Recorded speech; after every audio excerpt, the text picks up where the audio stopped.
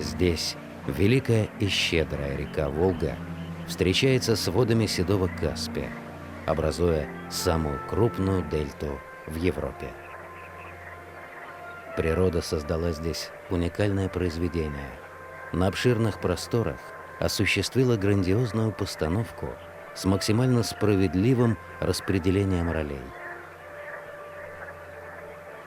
Мы попробуем проникнуть за кулисы, чтобы увидеть наиболее интересные фрагменты этого бесконечного спектакля, не нарушая действия и не меняя замысла.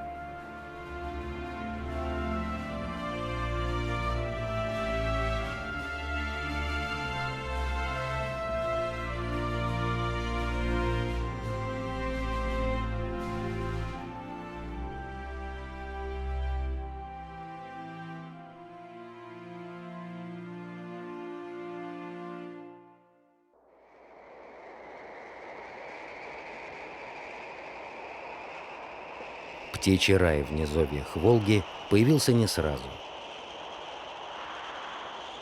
За последние несколько тысячелетий уровень Каспия менялся. И когда море отступало, по Волге устремлялось такое количество воды, что тогдашнее русло вместить уже не могло. Она стала заполнять впадины и растекаться многочисленными протоками и ручьями. Так, благодаря дыханию Каспия, среди сухих степей и песчаных дюн появился настоящий оазис.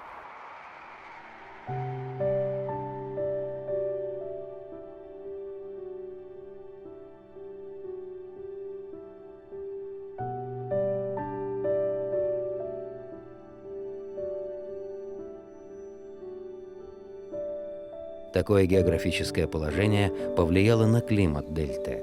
Он теплый, но резко континентальный. Летом зной окружающих полупустынь разогревает насыщенный влагой воздух дельты до плюс 45. Зимой же температура порой может опускаться ниже минус 25 градусов.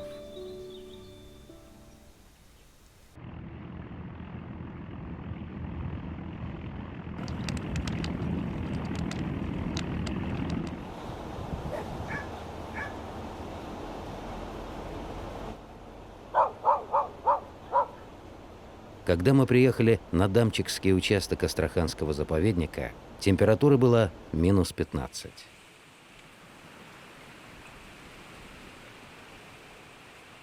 Накануне выпало много снега. В этих местах такое бывает редко, поэтому по замерзшим протокам здесь перемещаются на мотороллерах. Но только не в этот раз. Глубокий снег стал настоящей преградой на нашем пути к раскатам. Именно там, на незамерзших участках, кормятся оставшиеся на зиму птицы. И все же была надежда достичь цели. Нужно только наладить предназначенные для таких случаев аэросани.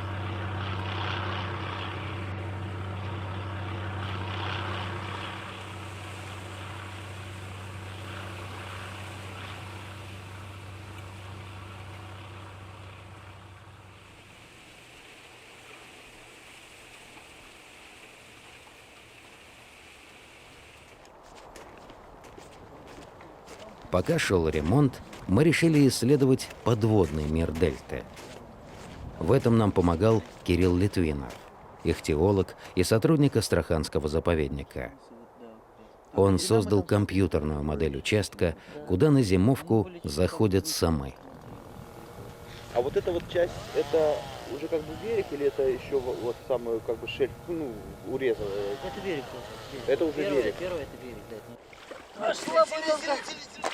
Толщина льда в дельте сантиметров 20. Ну вы считаете, что мы ее по течению запустили, да? Да. Делать полынью нелегко. Она должна быть большой, удобной и правильно расположенной. Течение, коряги, плохая видимость – все надо учесть, чтобы не попасть в экстремальную ситуацию.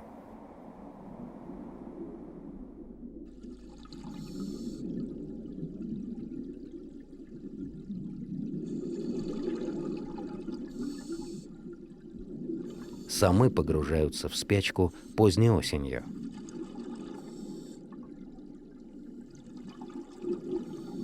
Они скатываются в глубокие ямы, где нет течения, и там ждут весны. Порой в зимовальных ямах собирается несколько сотен этих хищных рыб.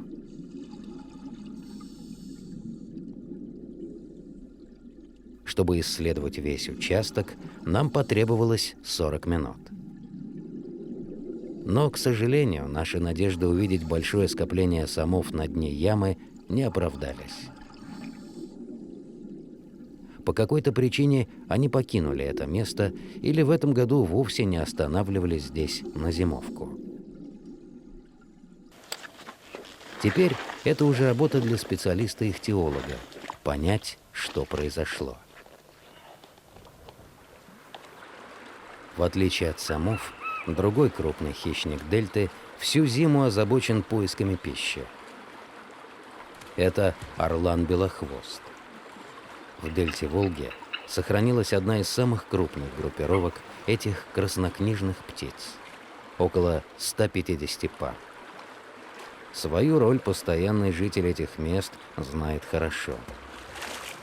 При наступлении холодов, когда добыть любимую рыбу трудно, белохвост выискивает ослабленных, подраненных или замерзших животных. У него даже есть свой метод охоты. Заметив скопление птиц, хищник спугивает их, чтобы определить самого слабого.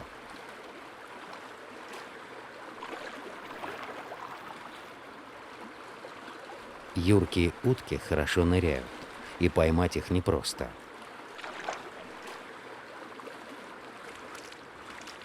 Поэтому орлан следит за движением птиц под водой и старается схватить их, как только они вынырнут.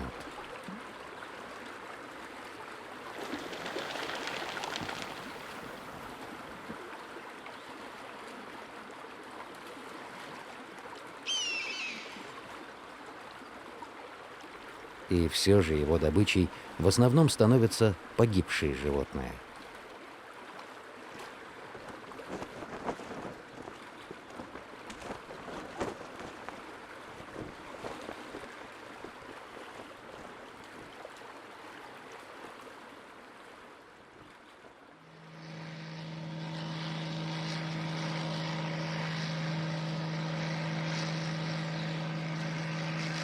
От кордона заповедника до раскатов примерно 15 километров. Добраться туда по заснеженным протокам на нашем вездеходе теперь не составит труда. В нижней части дельты пейзаж меняется.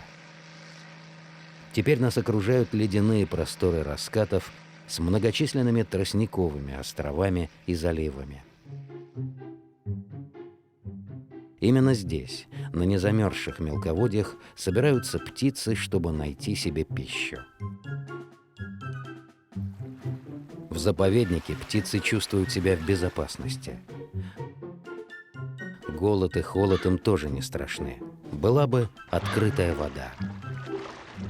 Тем более, что зима в дельте недолгая. Впереди весна, полная жизни и повседневных хлопот.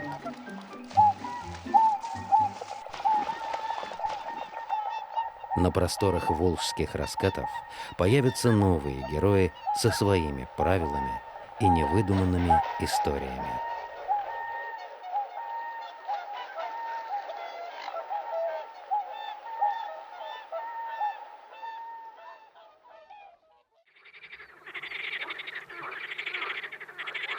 Весной самое ожидаемое событие в дельте Волги – это половодье.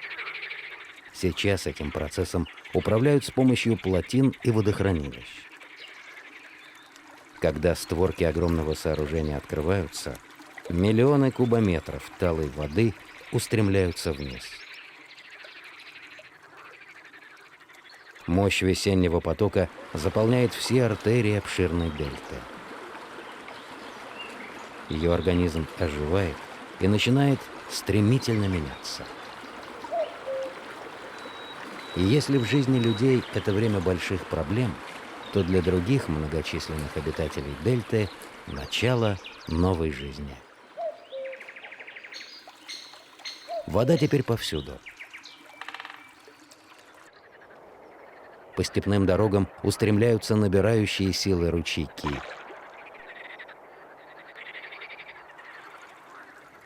Зеленые сочные луга превращаются в большие озера.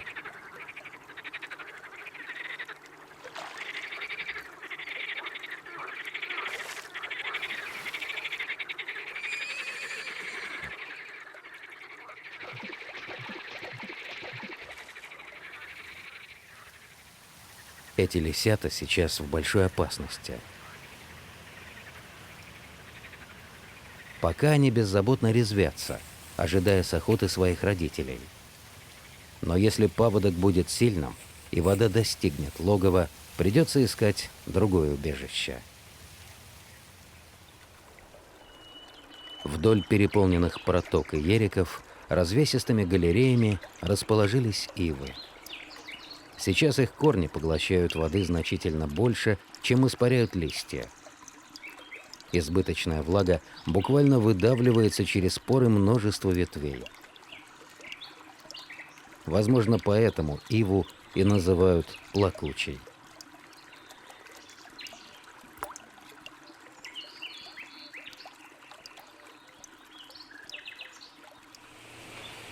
Заросли ивы используют для гнездования пестрый дятел. В ее мягкой податливой древесине можно легко выдолбить просторное дупло. Дерево для обустройства гнезда выбирает самец. Оно не должно быть гнилым или слишком влажным. У каждой пары есть свой кормовой участок, который она защищает от других дятлов. Площадь этой территории может достигать 15 гектаров.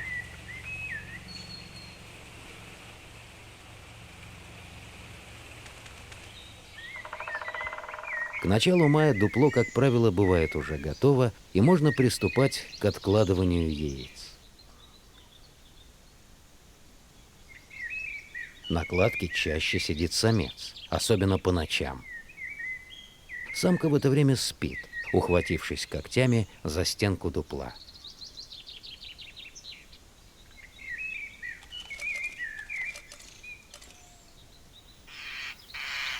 Старые дупла тоже не остаются пустыми.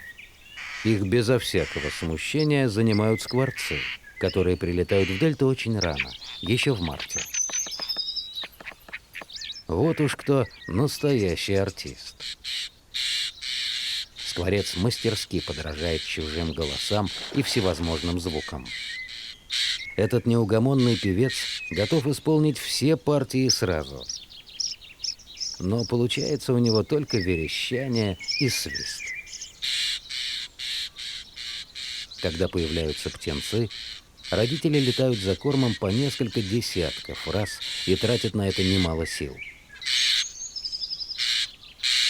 Растущие птенцы все время просят еды и готовы поглощать целиком даже крупных насекомых.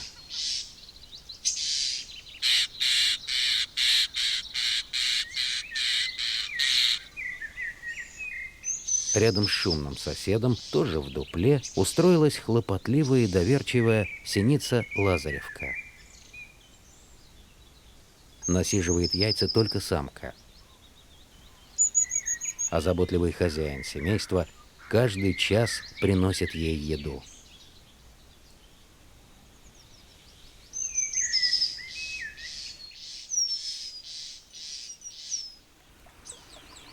А вот близкий родственник синиц Ремес не довольствуется готовыми гнездами. Каждый год он строит новые. Искусного строителя не пугает архитектурная сложность его жилища. Он готов трудиться весь день. Зато в птичьем царстве его дом будет самым оригинальным.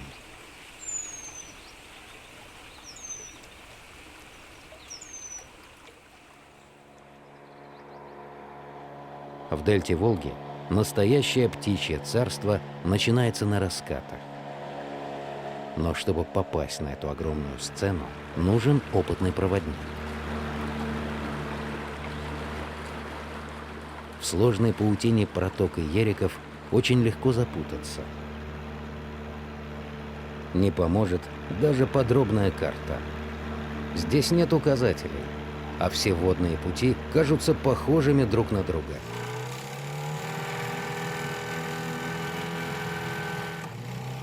Это настоящий лабиринт среди густых тростниковых зарослей, достигающих порой 6-метровой высоты.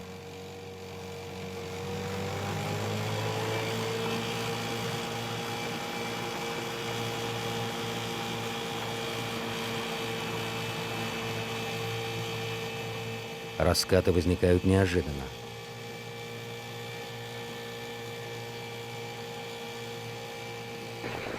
Безбрежные водные просторы поражают своими масштабами.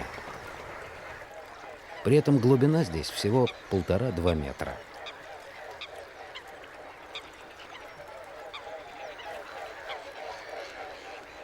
Множество тростниковых островков и заливов идеально подходят для гнездования вернувшихся с зимовок птиц.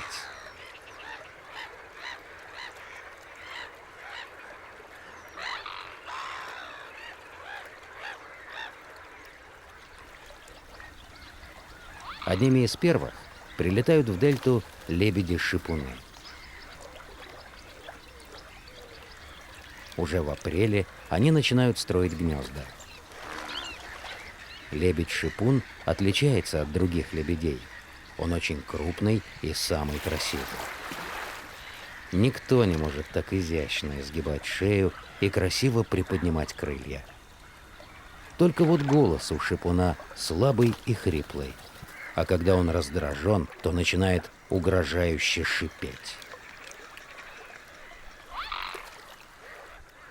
Гнездо у лебедей строит самка, а самец приносит необходимый строительный материал. Как правило, гнезда располагаются в зарослях тростника, но они могут быть и открытыми.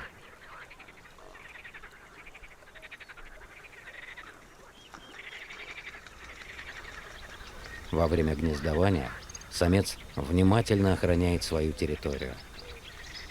Нарушать границы в этот период небезопасно.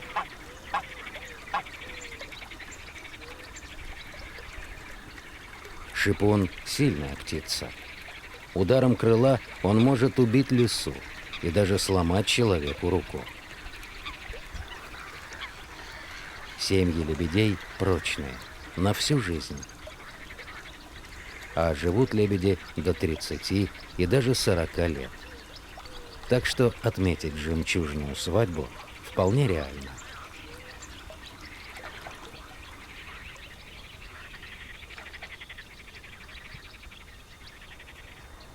А вот кудрявые пеликаны создают семью только на 1 сезон. Когда-то они были обычны в России, а теперь занесены в Красную книгу как уязвимый вид. В дельте Волги гнездится всего около 300 пар. Но, к счастью, их число постоянно растет.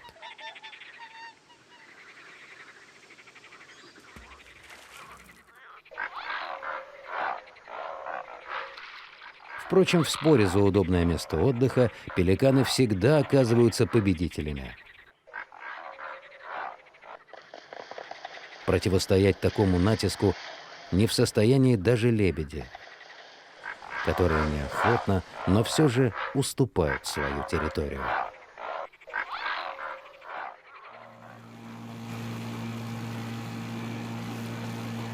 Неподалеку от раскатов, на раскидистых ивах, устроился ближайший родственник пеликана – большой баклан. В Астраханском заповеднике находится самая крупная в России колония этих птиц. Специалисты насчитывают здесь около 10 тысяч гнезд. На гнездование бакланы прилетают парами. Их союз, как и у лебедей, продолжается всю жизнь. Насиживают кладку и выкармливают птенцов родители сообща. Питаются бакланы исключительно рыбой. Чтобы прокормить прожорливых детишек, родители летают за добычей по 5 раз в день. Возвращаются они с полным зобом и набитым желудком. От такого обилия пищи птенцы растут очень быстро.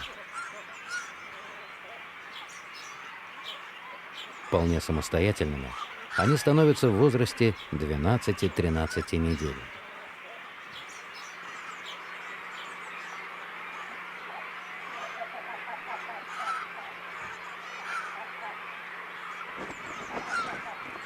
Столько шума бывает не только в колонии бакланов. Крик беспокойных крачек далеко разносится по водной глади раската. Их тоже интересует рыба.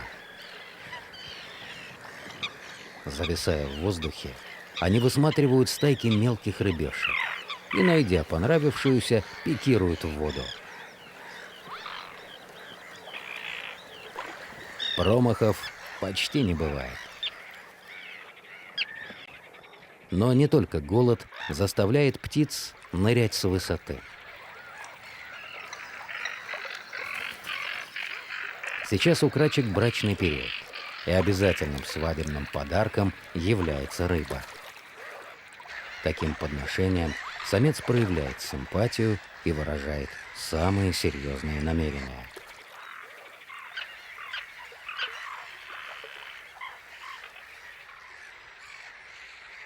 И все-таки самое важное действие весеннего спектакля происходит под водой. Заполненная паводковыми водами дельта становится местом нереста многих волжских рыб.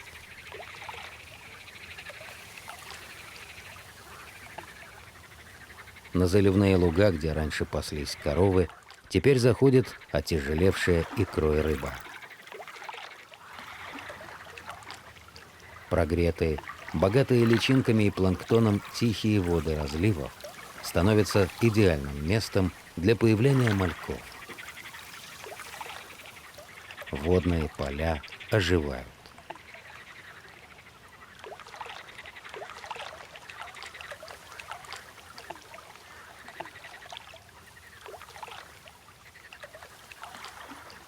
Среди кустов трутся желтобокие красавцы-лещи. В траве на мелководье во множестве нерестится карась, красноперка, вобла, плотва.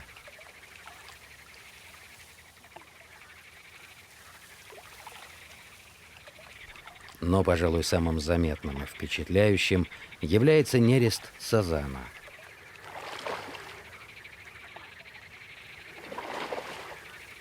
Эти бронзовые великаны не плавают, а скорее ползают среди густой растительности.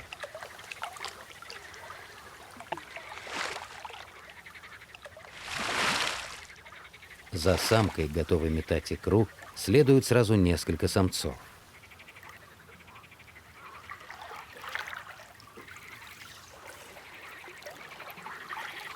Их горбы видны повсюду, а борьба за право быть первым достигает такого накала, что вода начинает кипеть.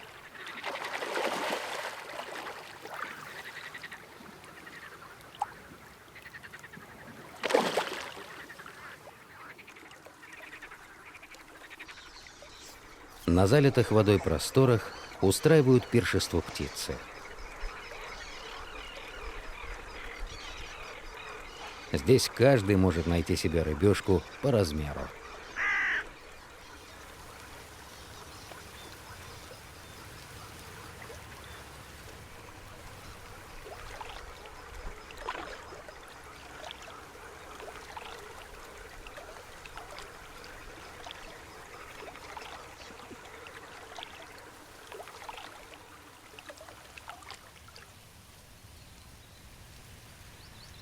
За рыбой с большим удовольствием охотятся и змеи.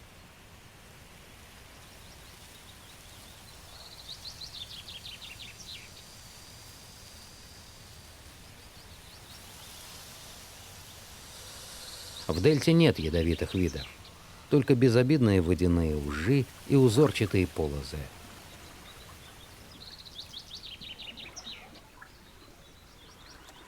Во время нереста поймать рыбу быстрой рептилии несложно. Но вот чтобы съесть ее, придется немного потрудиться. Такой плотный обед перевариваться будет долго.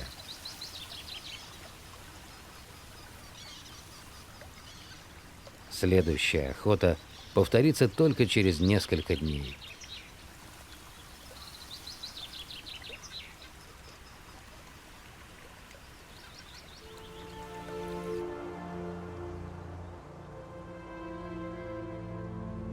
К середине лета половодье завершается. Подросшая рыбья молоть покидает теплые воды мелководных заливов и вместе с убывающей водой скатывается в глубокие протоки. Здесь-то их и ждет главное испытание. В местах схода воды мальков поджидают хищные рыбы. И самой опасной является щука. Это очень эффективный охотник. К тому же у нее эластичный желудок, поэтому она может заглатывать и довольно крупную добычу.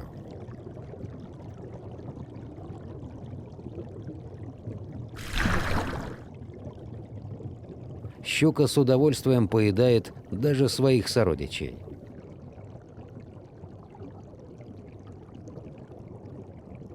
Подводный мир дельты в летнее время удивительно разнообразен. На мелководных раскатах разрастаются настоящие подводные луга зеленых водорослей. Теплая вода, обилие пищи и густая растительность привлекают сюда стаи многочисленных волжских рыб. Сейчас время нагула. Красноперка считается одной из самых красивых рыб. Это ловкая и осторожная рыба. Ее почти невозможно поймать сетью. Питается красноперка мягкими побегами водных растений, различными насекомыми и личинками.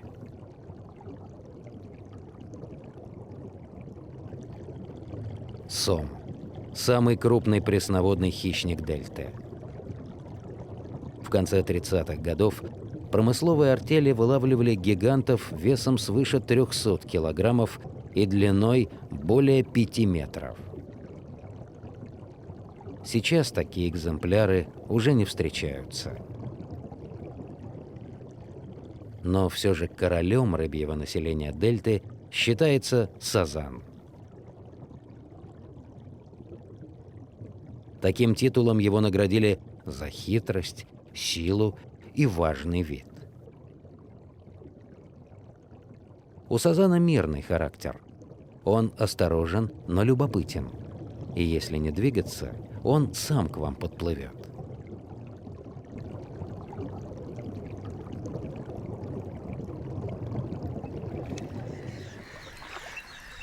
За тем, что происходит под водой, внимательно наблюдает большая белая цапля. Она может подолгу стоять на одном месте, терпеливо ожидая добычу. Как ни странно, но такая тактика приносит ей больше пищи, чем если бы она активно перемещалась. Такой же метод охоты использует и серая цапля.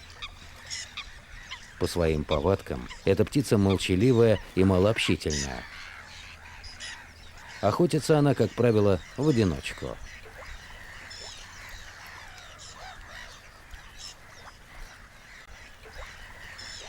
В дельте Волги встречается несколько видов цапель. И отличаются они друг от друга не только внешним видом, но и своим поведением.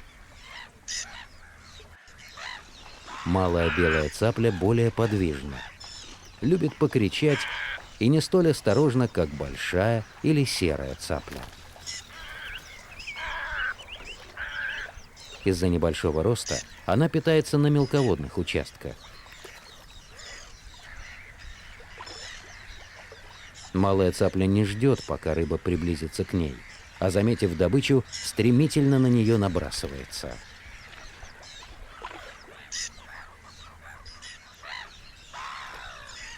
Есть у нее еще один способ охоты.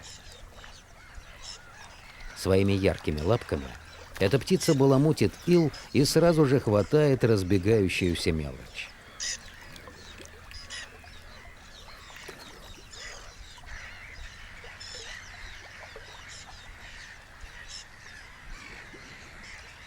Но такая охота выглядит скорее забавой по сравнению с тем, как это происходит у самого большого любителя рыбы.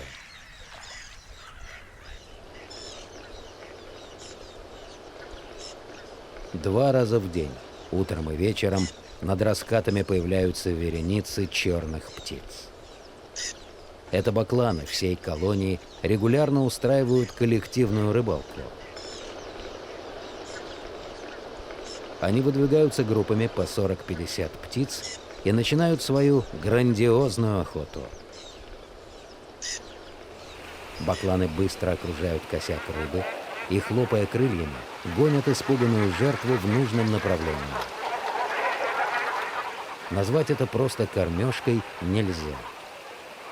Это настоящий пир.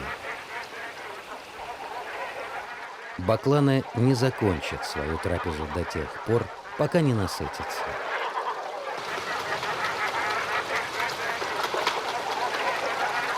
Впрочем, все происходит довольно быстро. Бакланы с наполненными желудками улетают переваривать пищу и сушить перья. А на раскаты снова возвращается тишина и покой.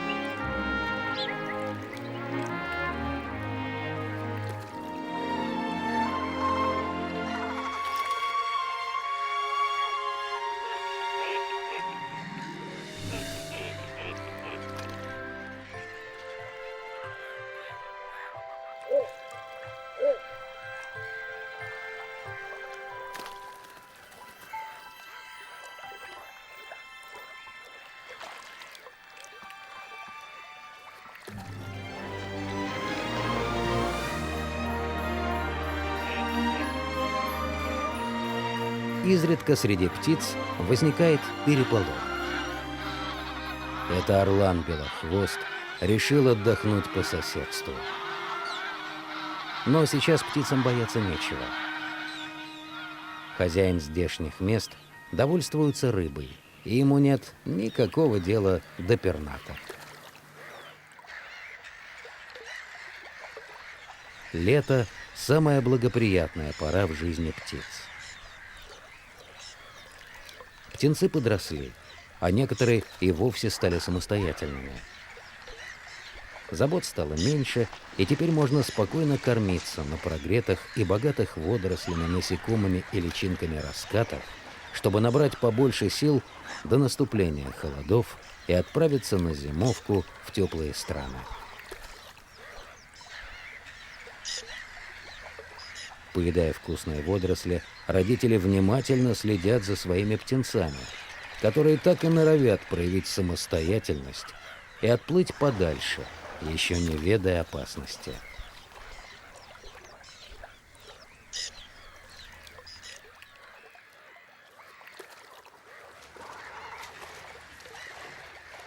Но если малышам такая беспечность простительна, то ошибка, которую допустил уже взрослый серый гусь, в других обстоятельствах стоила бы ему жизни. Гуси очень осторожные птицы. Они замечают малейшее движение и немедленно улетают. Надежды, что гуси приблизятся к скоротку и при этом не заметят объектива камеры, мало.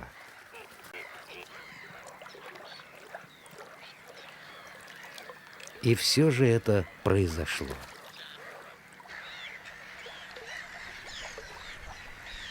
Гусь, ничего не подозревая, в течение 2 минут расхаживал перед сопровождающим его объективом на расстоянии 6 метров.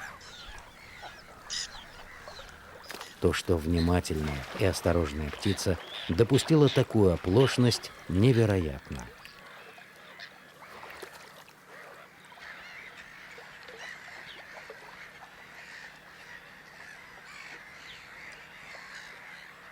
Наконец он все понял, и, наверное, его объял ужас.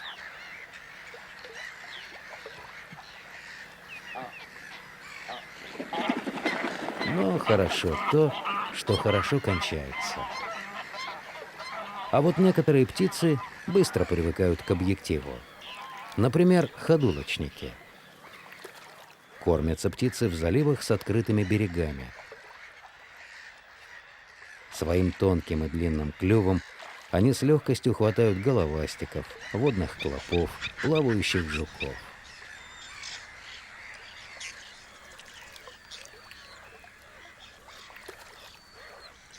Сложнее приходится ходулочникам на суше. Чтобы поесть или отдохнуть, им приходится складывать свои ходули.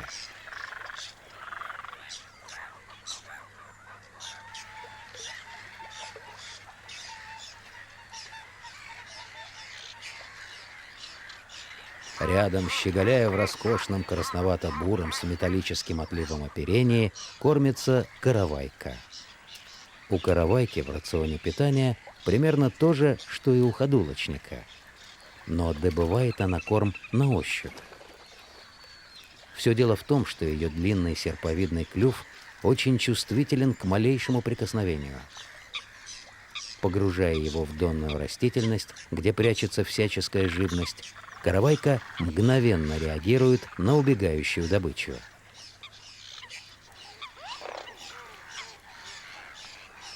Но птицы озабочены не только поисками пищи. Очень серьезно они относятся и к своему внешнему виду. Летом у большинства пернатых происходит линька.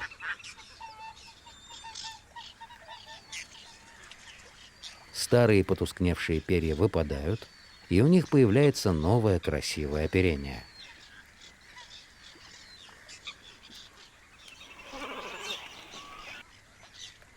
Это очень важный период в жизни птиц. Ведь впереди их ждет долгий и опасный перелет на зимовку в теплые страны. А вот орлану-белохвосту торопиться некуда. Дельта — его родной дом, и никакой другой ему не нужен.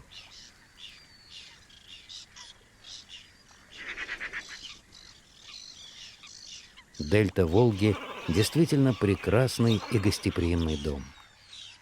Здесь, на заповедных территориях, находят себе приют все, кто нуждается в отдыхе и пище. Летом этот дом особенно украшен самой разнообразной растительностью. Спокойные воды раскатов в это время напоминают пестрое покрывало, сотканное из многочисленных водных растений.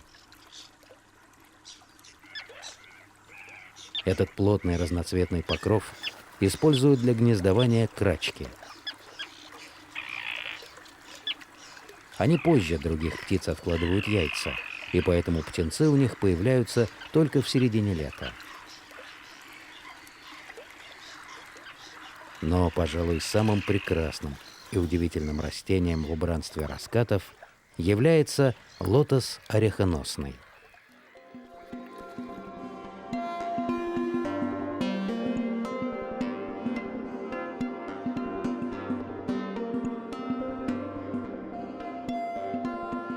Дельта Волги – самое северное место на Земле, где в естественных условиях произрастает этот древний и загадочный цветок. Люди издавна используют лотос как ценное пищевое и лекарственное растение. В странах Юго-Восточной Азии он считается священным.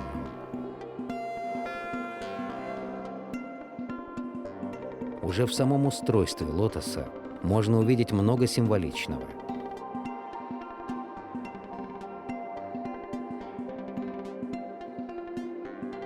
Его корни погружены в подводный грунт. Это материя. Стебель, как и душа, устремляется ввысь, к свободе. А цветок, возвышающийся над всем и всегда обращенный к солнцу, это дух, преображение, чистота. Лотос действительно обладает этим удивительным свойством – всегда быть чистым. Дело в том, что его листья покрыты множеством мельчайших восковых комочков. Именно этот микроскопический налет не позволяет грязным каплям прилипать к поверхности листа, и они беспрепятственно с него скатываются. Надводные листья лотоса очень крупные и могут достигать 70 сантиметров в диаметре. От чрезмерного увлажнения их защищают лучистые воздушные каналы, расположенные с нижней стороны листа. Цветы лотоса всегда славились своей непревзойденной красотой. Они обладают слабым, но очень приятным коричным запахом. Правда, жизнь цветка непродолжительна, всего 3 дня. Но, к счастью, цветов много, и распускаются они поочередно. Поэтому красотой массового цветения лотоса можно наслаждаться до конца лета.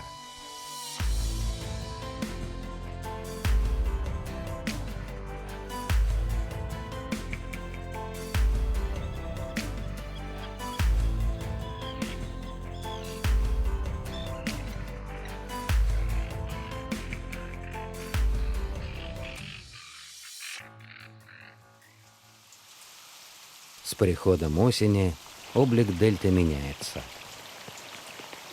Все чаще моросит мелкий дождь и дуют холодные ветра. Обнажились и листые берега, и песчаные косы. Пожелтел и распушился тростник. Заросли лотоса теперь не узнать. Листья пожухли и беспомощно раскачиваются на осеннем ветру. Высохшие коробочки, полные семян, разносятся слабым течением по мелководью. В стремительно остывающей воде корма становится все меньше, поэтому многие птицы уже отправились на юг.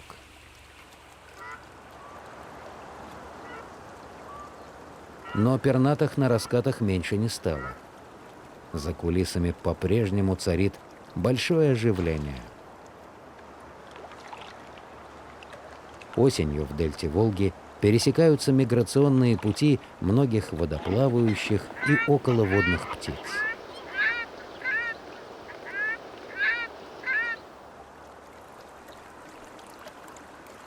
Сейчас все стараются набрать побольше сил. Неугомонное племя чаек пополнилось молодыми птицами, и вместе с цаплями они увлеченно гоняются за редкими стайками рыб, еще не ушедших с мелководий поглубже в тихие омуты.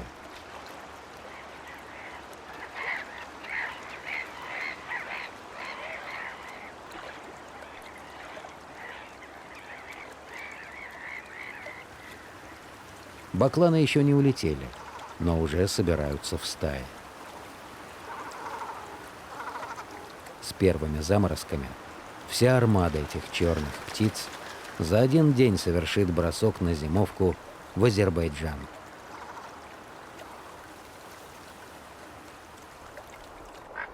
Рядом, на песчаной косе, расположилась стая кудрявых пеликанов.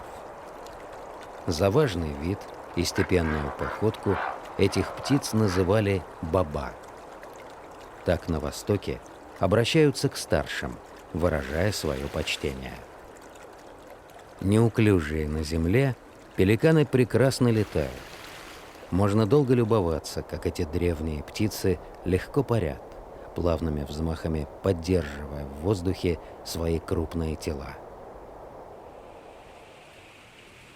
Осень для птиц – это время странствий. На смену улетающим в теплые края в дельту прилетают другие птицы. Множество гостей с севера останавливается здесь по пути к месту зимовок, чтобы отдохнуть и немного подкрепиться. На илистых косах появились долгожданные белые журавли, стерхи. Это редкие гости. В природе их осталось буквально единицы. Гнездятся они далеко на севере, в низовьях реки Аби, а зимуют в Иране и Индии. В дельте стерхи облюбовали Обжоровский участок Астраханского заповедника и чувствуют себя здесь довольно уверенно.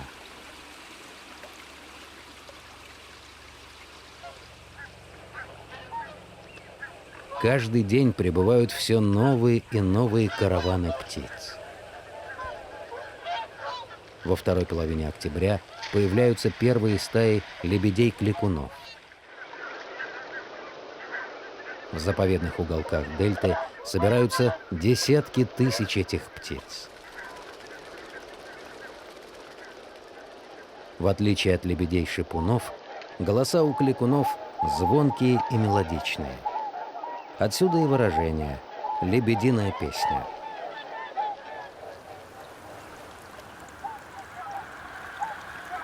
Семьи лебедей собираются на открытых мелководье.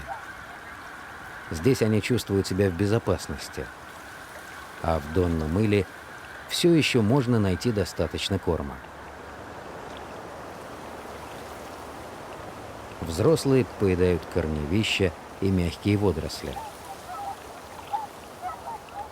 Молодые птицы предпочитают более калорийные животные корма.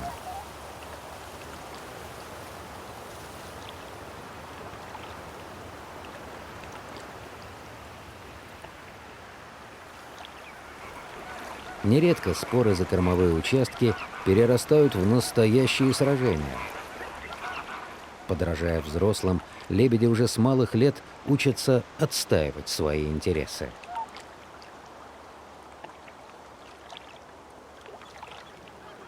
Обычно семьи стараются держаться отдельно друг от друга.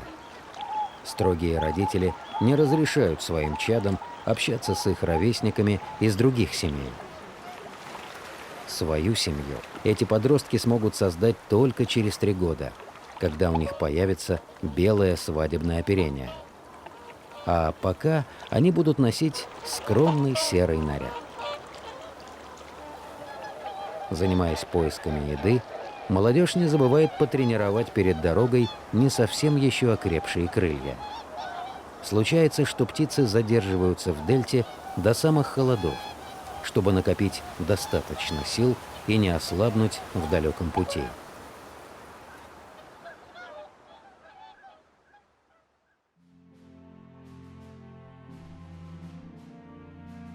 Земля завершает свой очередной поворот. Скоро придут первые заморозки, и обширные пространства раскатов покроются тонким ледком и пушистым снегом. Последние караваны птиц покинут гостеприимные раскаты. За кулисами станет тихо.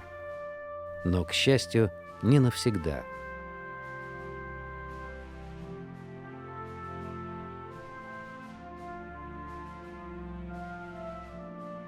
Из года в год на просторах Волжской дельты в удивительных природных декорациях разворачивается грандиозный спектакль с прекрасными актерами и замысловатыми сюжетами.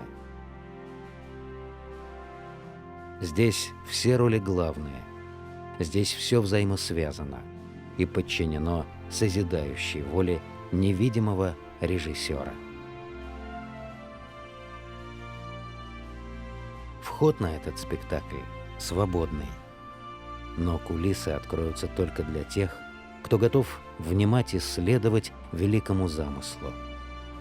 кто способен чувствовать, понимать, любить и беречь окружающий нас живой мир.